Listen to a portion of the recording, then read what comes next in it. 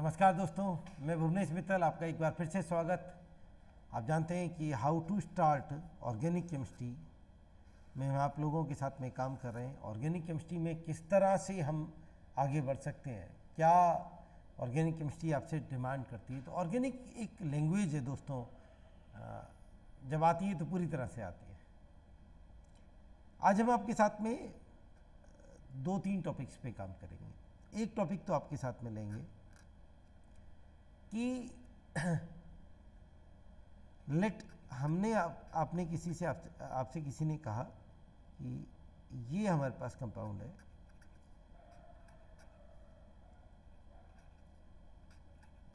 ये कंपाउंड, और इस कंपाउंड की हमने रिएक्शन करा दी।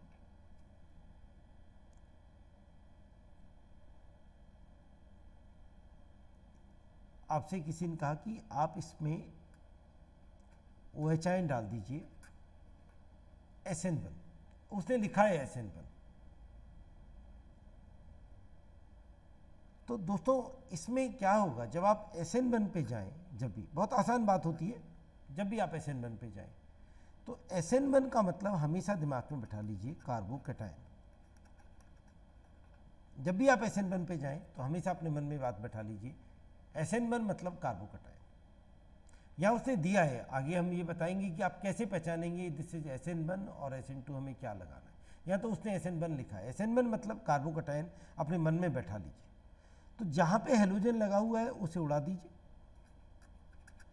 जहाँ हेलोजन लगा हुआ है उसे हटा के कार्बोकैटायन बनाइए। मैं समझता हूँ यहाँ तक आपको कोई समस्या नहीं आई होगी। अब दोस्तों जो कार्बोकैटायन है, ये इस कार्बोकैटायन को देखिए, क्या इसमें ये क्या खास बात है इसमें, this is a secondary carbocation. इतना आप समझते होंगे, कार्बोकैटायन बहुत बड़ी चीज़ होती है अपने आप में।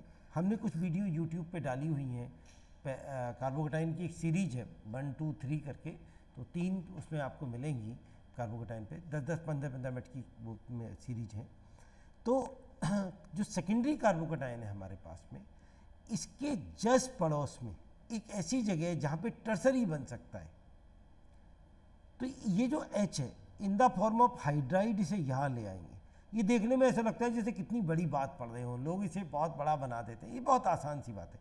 आप चाहें तो यहाँ लिख दें हाइड्राइड शिफ्ट, चाहे तो ना लिखें। ये H माइनस की फॉर्म में यहाँ आया तो इसका प्लस चार्ज खत्म हो गया, लेकिन जहाँ से आया वहाँ पे प्लस आ गया, क्योंकि बात ऑब्वियस है। आप मन में ये सोचेंगे नहीं साहब मेरी समझ में नहीं आ रहा, ऐसा नहीं है। बहुत आसान सी एक बात है कि जैसे SN1 मतलब कार्बोकैटायन, कार्बोकैटायन मतलब ये बनाया, तो कार्बोकैटायन बनाते ही फौरन से देखें कि ये कौन सा है, क्या इसके पड़ोस में ऐसी जगह तो नहीं है जहाँ से ये स्टेबल हो सकता है। हो सकता है तो इसे स्टेबलाइज कर दिए, और अब यहाँ OH माइनस लगाइए। कितना आसान है, कहीं कोई बड़ी बात नहीं, कहीं कोई समस्या नहीं, बिल्कुल ये आपकी आदत में आ जाएगा। जैसे आप स्कूटी चलाते हैं, नहीं, आपकी आदत में होता है, आप दिमाग से नहीं करते। सामने से कोई आ रहा होता है, आपको मालूम है यहाँ पे मुझे हॉर्न बजाना है, लेफ्ट लिया, आगे बढ़ गए। ये बहुत ऐसे ही यहाँ पे बहुत आसान सी बात होती है। जैसे यहाँ देखिए,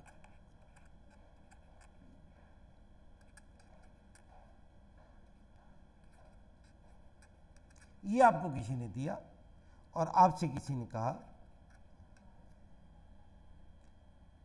अब उसने SN1 भी नहीं लिखा है, SN1 नहीं लिखा है,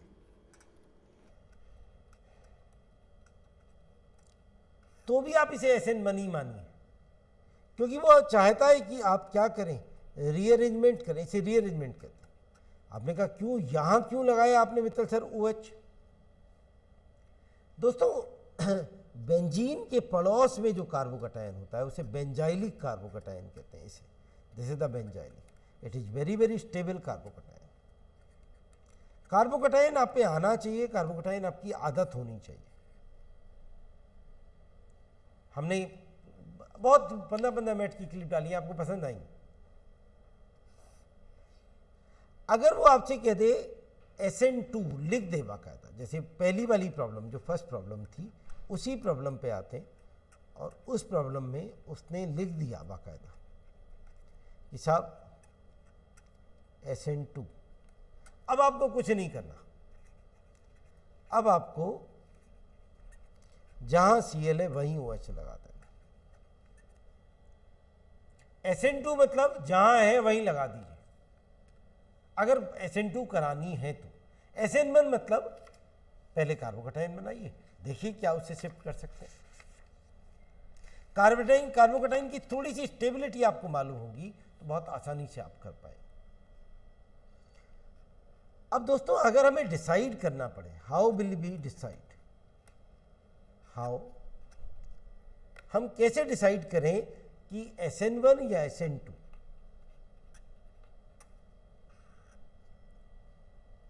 नंबर 1,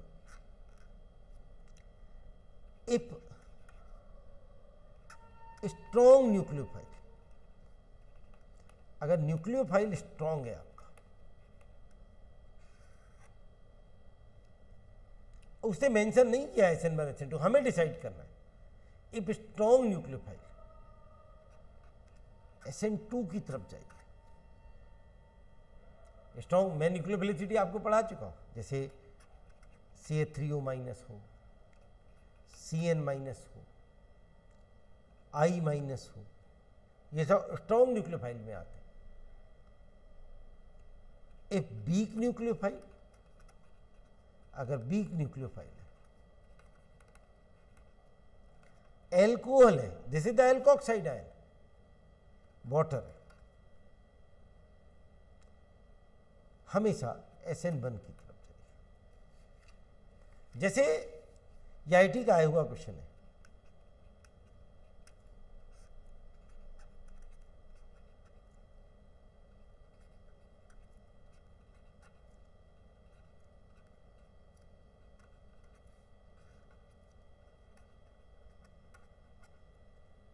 और आप इसका आंसर समझ गए होंगे। इसका आंसर आएगा ये,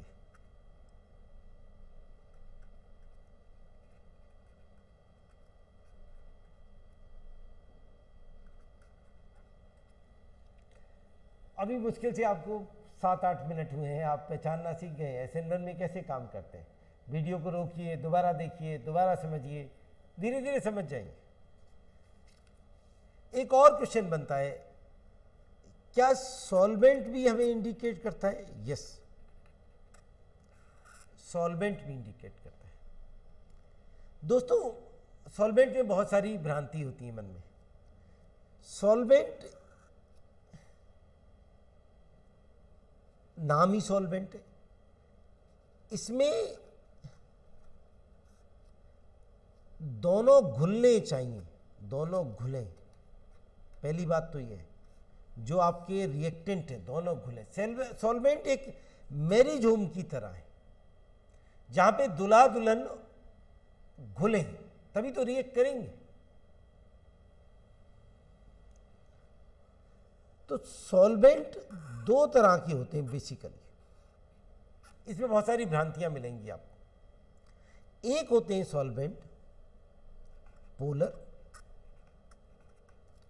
और एक होते हैं नॉन पोलर। नॉन पोलर तो बहुत वेरी रेयरली यूज, ये किसी काम के नहीं होते, बहुत कम यूज होते हैं, बहुत कम रिएक्शंस में आप इनको इस्तेमाल करेंगे। फॉर एग्जांपल एल्केन्स कहीं हम यूज कर रहे हैं, बेंजीन को कहीं सॉल्वेंट की तरह इस्तेमाल कर रहे हैं। एक दो रिएक्शन फिनॉल में आप देखेंगे CH2 CCl4 इनका इस्तेमाल होता है। फिनॉल का आपको याद आता हो, थोड़ा बहुत आपको नहीं पढ़ा हो तो, फिनॉल का कंट्रोल्ड ब्रोमिनेशन करते हैं। फिनॉल पे पानी में ब्रोमिनेशन कर दोगे तो आप जानते हैं कि उसमें और एक्सेसिव ब्रोमिनेशन हो जाता है, 2,4,6 ट्राइनाइट्रोफिनॉल बन जाता है। और अगर हम CH2 CCl4 पे करते हैं तो केवल ऑर्थो और पैरा पे होता है। तो फिनॉल के उसमें तो बहुत कम जगह पे नॉन पोलर का इस्तेमाल होता है। ये एक्चुअली एक ऐसे सॉल्वेंट है जो रिएक्शन को स्लो डाउन करेगा। इसमें कोई चीज घुलेगी तो नॉन पोलर में नॉन पोलर आइटम ही मेनली घुलता है। पोलर तो आपने आप नाम से क्लियर हो गया, पोलर दो तरह के होते हैं। नॉन पोलर में क्लासिफिकेशन हम नहीं करते, दुनिया करती है, हम नहीं करते। हम तो क्योंकि नॉन पोलर में वो तो नॉन पोलर है, तो वो तो हाइड्रोजन बॉन्डिंग कभी बना ही नहीं सकता। नॉन पोलर हो और हाइड्रोजन बॉन्डिंग बनाता हो, मैंने तो ऐसा कभी नहीं देखा। पोलर में एक होते हैं प्रोटिक और एक होते हैं एप्रोटिक। आपने कहा मित्तल सर ये क्या है प्रोटिक? बहुत आसान, बिल्कुल लड्डू। जिनमें OH बॉन्ड हो या फिर NH बॉन्ड हो। आपने कहा HF में भी होती है हाइड्रोजन बॉन्डिंग, HF अकेला होता है, ये वाला बॉन्ड हो गया तो फिर कंपाउंड ही खत्म हो जाता है, तो इसको नहीं याद दिमाग में रखते। इन दोनों पोलर है और साथ में ये दोनों बॉन्ड है OH या NH, अब वो प्रोटिक है, that can form hydrogen bond. क्योंकि इसकी अभी साथी हाथ बच गया ना खाली, इसमें तो हाथ ही नहीं बचा खाली, तो ये तो होता ही नहीं। Can form hydrogen bond. For example भाई आपका पानी, अच्छा, और एल्कोहल अगर कहीं सॉल्वेंट में ले लिया जाए, नॉर्मली नहीं लेते, पानी सबसे ज़्यादा आपको देखेंगे सॉल्वेंट में लेते हुए दिखाई देंगे आपको। एक होते हैं एप्रोटिक। एप्रोटिक का मतलब क्या है कि पोलर है लेकिन OH या NH बॉन्ड नहीं है, aprotic polar. Aprotic non polar पढ़ना ही नहीं है हमें, polar but no OH NH bonds. कितनी आसान बात। ये स्पेशली बनाए भी जाते हैं, जैसे इनमें एक बहुत फेमस है CH3CN, एसीटोनाइट्राइल कहते हैं। बढ़िया सॉल्वेंट होता है लेकिन कम इस्तेमाल इसलिए करते हैं कहीं खुद रिएक्ट ना कर जाए, सॉल्वेंट रिएक्ट ना कर जाए। मैरिज होम में पता पड़ा मैरिज होम रिएक्ट कर गया दूल्हा या दुल्हन से, सब मामला गड़बड़ हो जाएगा। एक स्पेशली बनाते हैं, आपने नाम कई बार सुना होगा, DMF। ये क्या होता है दोस्तों? Dimethyl formamide. फॉर्मामाइड क्या होता है आप जानते हैं? फॉर्मामाइड होता है, अमाइड बना रहे हैं हम, ये फॉर्मामाइड। अब इसमें तो NH बॉन्ड मौजूद है, सिंगल ये NH बॉन्ड मौजूद है, तो डाईमिथाइल फॉर्मामाइड में क्या किया, अमाइड के NH बॉन्ड को खत्म कर दिया, 2 मिथाइल लगा दिए इसमें।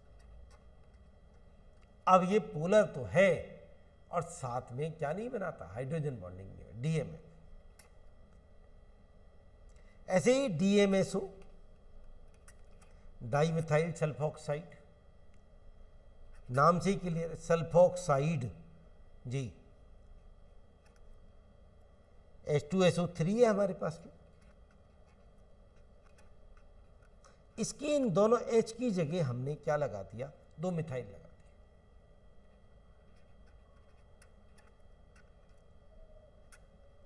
जिससे कि अब ये हाइड्रोजन बॉन्डिंग ना कर सके। बहुत आसान सी बात होती है, याद रखें। जो मेन बात है जिस वजह से ये बताया है, एप्रोटिक पोलर, सपोर्ट SN2, ये SN2 को सपोर्ट करता है। जैसे ही आपसे कहे एप्रोटिक पोलर मीडियम है तो आप समझ जाइए कि वो SN2 की बात कर रहा होता है। अगले टर्न पे आपके साथ में क्वेश्चंस रखेंगे, SN1 पे क्या, SN2 कहाँ पे हो रही है और क्या एलिमिनेशन कब होती है, तब आपके साथ में क्वेश्चन रखेंगे। एक टॉपिक आपको पढ़ाते हैं, आपको याद हो कि हमने बीच में क्लोरोफॉर्म भी स्टार्ट किया हुआ था, वो आपका बीच में रह गया था जी। ऐसा ही एक टॉपिक होता है हमारे पास में यहाँ पे, जैसे क्लोरोफॉर्म पढ़ रहे थे उसमें छोटे छोटे टॉपिक्स आपको आने चाहिए। एक टॉपिक होता है आइडोफॉर्म टेस्ट, क्लोरोफॉर्म जैसा ही होता है, बिल्कुल सेम वही कहानी है इसमें भी, लेकिन साहब कमाल का टेस्ट है, बहुत जगह पे आपको यूज करना पड़ेगा। धीरे धीरे आपके टेस्ट मजबूत कराएंगे, फिर वो आप ऑर्गेनिक को एक ऐसे खेलेंगे जैसे आप अपने मोबाइल पे काम करते हैं, खट खट खट खट खट जैसे छोटा बच्चा करता है। आइडोफॉर्म टेस्ट, सबसे पहला क्वेश्चन आता है, ये एक टॉपिक आपको ये वाला पढ़ा था, अब एक टॉपिक आज की क्लास में ये कौन देते हैं, कौन लोग होते हैं जो आइडोफॉर्म टेस्ट देते हैं। ध्यान रखिए दोस्तों, एक तो एल्कोहल्स, एल्कोहल्स में कंडीशन है जिनमें ये एल्कोहल होता है। बहुत सारे लोगों को इसमें कंफ्यूजन होता है, वो कहते हैं OH नंबर 2 पे आए, नो, ये ग्रुप होना चाहिए साहब, H भी मौजूद होना चाहिए, क्योंकि टर्सरी एल्कोहल आइडोफॉर्म टेस्ट नहीं दे सकता। आइडोफॉर्म टेस्ट बेसिकली एक ऑक्सीडेशन इक्वेशन होती है, ये आइडोफॉर्म टेस्ट नहीं देगा। अगर यहां पे भी ये R लगाओ, ये बड़ी बात है। तो एल्कोहल जिनमें ये ग्रुप मौजूद है, अब देखिए क्या मीथेनॉल आइडोफॉर्म टेस्ट देगा? नहीं, ये नहीं देगा। क्या इथेनॉल आइडोफॉर्म टेस्ट देगा? यस, ये देगा, क्योंकि इसमें ये ग्रुप आ गया। कितना आसान। क्या 1 प्रोपेनॉल आइडोफॉर्म टेस्ट देगा? नहीं साहब, ये नहीं देगा। क्या 2 प्रोपेनॉल आइडोफॉर्म टेस्ट देगा? यस, ये आइडोफॉर्म टेस्ट देगा। कितना आसान है। देखिए, आपसे अगर कोई क्वेश्चन कहे, देखिए कैसे क्वेश्चन स्टार्ट होता है, वैसे बहुत आसान सी बात पढ़ रहे हैं, धीरे धीरे आपका कॉन्फिडेंस बने, बहुत आसान सी बात। उसने कहा an organic compound A having molecular formula C5H12O। अभी इसके बारे में बताएगा ये आगे क्या कंपाउंड है। ABCD वाला क्वेश्चन की स्टार्टिंग आपके साथ की जा रही है आज। उसने कहा in organic compound A having molecular formula C5H12O। Okay, अब हम इसका सॉल्यूशन देख रहे हैं। अभी हमने स्टार्ट नहीं किया, क्वेश्चन में कुछ भी नहीं दिया गया, हमने C5H12O को घूर कर देखा, ऐसे घूर कर देखा जैसे एक पुलिस वाला एक चोर को देखता है। घूर के देखते ही वो चोर अपनी सब हैकड़ी भूल जाता है, सब बता देता है क्या क्या किया है उसने। ऐसे आपने जब इसे घूर के देखा तो इसने बताया कि मैं CnH2n+2 और साथ में एक O का डेरिवेटिव हुआ। क्या मतलब है? कार्बन 5, 5 दूनी 10 प्लस 2 12, 5 12। ओके, तो ये कंपाउंड साथ में एक ऑक्सीजन, ये कंपाउंड या तो एल्कोहल है या फिर ईथर है। ये बात पक्की हो गई साहब। ये एल्डिहाइड कीटोन नहीं हो सकता, ये कार्बोक्सिलिक एसिड नहीं हो सकता, ये कुछ और कंपाउंड नहीं हो सकता, ये एल्कोहल या ईथर है। ये बात पक्की हो गई, क्योंकि 5 के साथ 12 हाइड्रोजन है। अगर 5 के साथ 10 हाइड्रोजन होते दोस्तों, तब ये कंपाउंड क्या हो सकता था? तब ये एल्डिहाइड कीटोन की तरफ हो सकता था। आगे बढ़ेंगे, C5H12O। अब इसको आगे बढ़ाया उसने, give yellow PPT when treated with iodine and aqueous alkali। ये आइडोफॉर्म टेस्ट की कंडीशन होती है, अभी लिखेंगे वहां पे। अभी ये क्वेश्चन आगे बढ़ेगा, काफी बड़ा क्वेश्चन। हमें ये बात समझ में आ गई, इतनी बात से पक्का एल्कोहल है, क्योंकि ईथर आइडोफॉर्म टेस्ट नहीं देते। ईथर डू नॉट गिव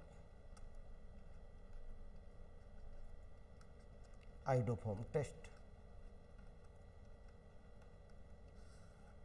अच्छा, अब एक बात और पक्की हो गई कि इस कंपाउंड में इतना ग्रुप तो पक्का है।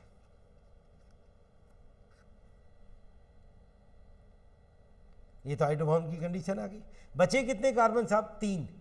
तो इसको मैं ऐसे लिख लूं। अब ये 2 हो सकते हैं, इन दोनों में से कोई एक आंसर है। आगे का क्वेश्चन आपको यही बताएगा कि इन दोनों में से क्या आंसर है। या तो ये तीनों सीधे इस लाइन में होंगे, या ये तीनों, क्षमा चाहता हूं थोड़ी यहां पे आपको जगह की कमी में, ये तीनों सीधे लाइन में, तीनों C3H7, या फिर आइसोप्रोपाइल फॉर्म में। आगे के क्वेश्चन से ये मालूम पड़ना था। मुश्किल से 15-20 मिनट हुए हमें, हम पकड़ना सीख गए साहब। आइडोफॉर्म टेस्ट पे दोबारा से आते हैं। कौन देते हैं? एल्कोहल्स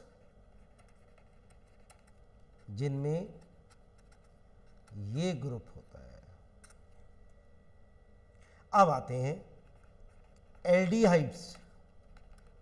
एक एल्डिहाइड है, केवल एकमात्र एल्डिहाइड जो आइडोफॉर्म टेस्ट देता है, और वो है एसिटल्डिहाइड। केवल ये, ओनली एसिटल्डिहाइड। कीटोन, वो कीटोन जिनमें ये ग्रुप होता है, CH3CO। अब लोग ये समझ जाते हैं कि जिनमें ये ग्रुप है वो आइडोफॉर्म टेस्ट देते हैं। नो, आपने कहा, अभी तो आपने ये बात कहा, जिनमें CH3CO ग्रुप है वो आइडोफॉर्म टेस्ट देते हैं। ये बात लोग समझ जाते हैं।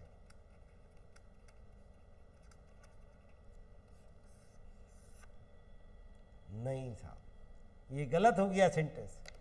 जैसे किसी ने कहा वो काली गाड़ियां जो आगे से पतली होती हैं, तेज दौड़ती हैं। अच्छा, एक बंदा बाहर निकला, सामने भैंस खड़ी थी, उसने कहा बेटे तेज दौड़ेगी, आगे से पतली है। भाई मेरी गाड़ी तो नहीं है ये। जिन कीटोन में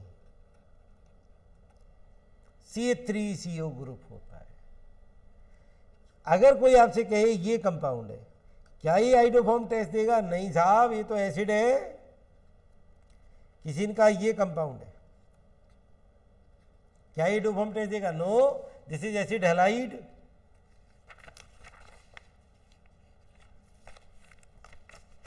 कीटोन होना चाहिए तब वो आइडोफॉर्म टेस्ट देता है। किसी ने कहा क्या ये कंपाउंड आइडोफॉर्म टेस्ट देगा? नो साहब, दिस इज एस्टर। किसी ने कहा क्या ये कंपाउंड आइडोफॉर्म टेस्ट देगा? No, it is amide. क्या ये कंपाउंड आइडोफॉर्म टेस्ट देगा? No, it is anhydride. कौन देगा?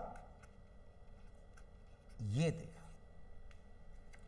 इसमें भी एक एक्सेप्शन बताएंगे कभी आपको, एक्टिव मिथाइलिन कंपाउंड, अभी नहीं बता रहे हैं आज। वो उनमें गड़बड़ होती है, वो आइडोफॉर्म टेस्ट नहीं देते, कभी बताएंगे आपको जी, अपने आप लाएंगे टॉपिक को, चिंता नहीं। ये वाले कीटोन आइडोफॉर्म टेस्ट देंगे। कीटोन बहुत थोड़े से होते हैं आपके सिलेबस में। एसीटोन,